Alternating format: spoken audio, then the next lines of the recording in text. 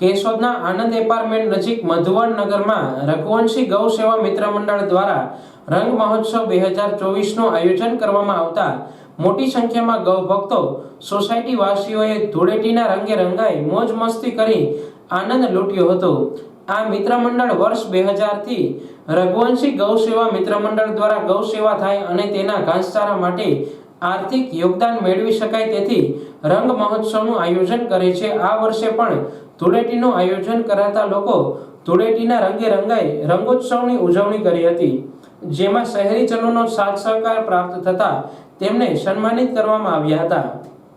રઘુવંશી મારું નામ છે। દર વર્ષની જેમ આ વખતે પણ 2024નો રંગ મહોત્સવ અમે ધામે ધૂમે ઉજવ્યો છે।